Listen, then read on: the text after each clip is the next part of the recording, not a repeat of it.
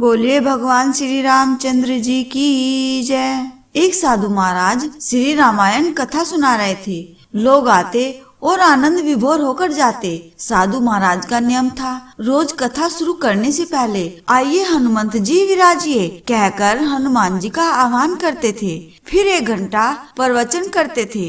एक वकील साहब हर रोज कथा सुनने आते। वकील साहब के भक्ति भाव पर एक दिन तर्कशीलता हावी हो गई। उन्हें लगा कि महाराज रोज आइए हनुमंत जी विराजिए कहते हैं, तो क्या हनुमान जी सचमुच आते होंगे?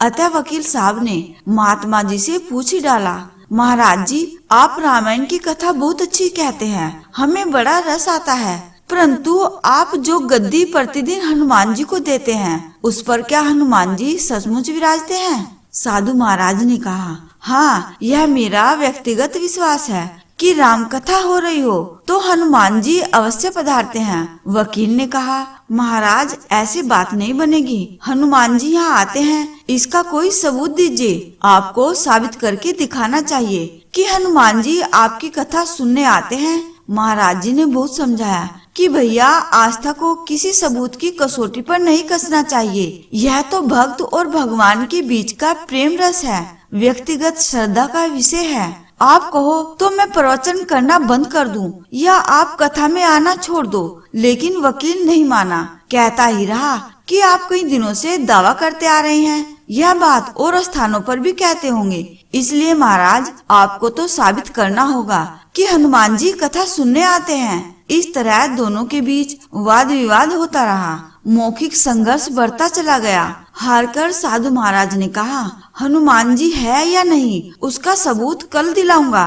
कल कथा शुरू हो तब प्रयोग करूंगा। जिस गद्दी पर मैं हनुमान जी को विराजित होने को कहता हूँ, आप उस गद्दी को आज अपने घर ले जाना। कल अपने साथ उस गद्दी को लेकर आना और फिर मैं कल गद्दी यहाँ रखूंगा।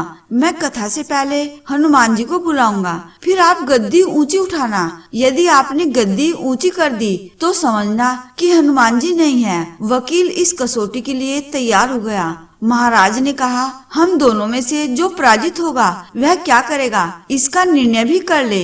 यह तो सत्य की परीक्षा है। वकील ने कहा, मैं गद्दी ऊंची न कर सका तो वकालत छोड़कर आपसे दीक्षा ले लूंगा। आप पराजित हो गए तो क्या करोगे? साधु ने कहा, मैं कथा वाचन छोड़कर आपके ऑफिस का चपरासी बन जाऊंगा। अगले दिन कथा पंडाल में भारी भीड़ हुई। जो लोग रोजाना कथा सुनने नहीं आते थे वे भी भक्ति प्रेम और विश्वास की परीक्षा देखने आए। काफी भीड़ हो गई, पंडाल भर गया। श्रद्धा और विश्वास का प्रश्न जो था। साधु महाराज और वकील साहब कथा पंडाल में पधारे। गद्दी रखी गई। महाराज जी ने सजल नेत्रों से मंगलाचरण किया और फिर बोले, आइए हनुमत जी विराजिए। ऐसा बोलते ही साधु महाराज के नेत्र सजल हो उठे। मन ही मन साधु बोले, प्रभु आज मेरा प्रश्न नहीं बल्कि रघुकुल रीति की परंपरा का सवाल है। मैं तो एक साधारण जन हूँ, मेरी भक्ति और आस्था की लाज रखना। फिर वकील साहब को निमंत्रण दिया गया, आइए गद्दी ऊंची कीजिए। लोगों की आंखें जम गई। वकील साहब खड़े हुए। उन्होंने गद्दी उठाने के लिए हाथ बढ़ाया पर गद्दी को स्पर्श भी न कर सके। जो भी कारण रहा, उन्होंने 3 बार हाथ बढ़ाया किंतु तीनों बार असफल रहे।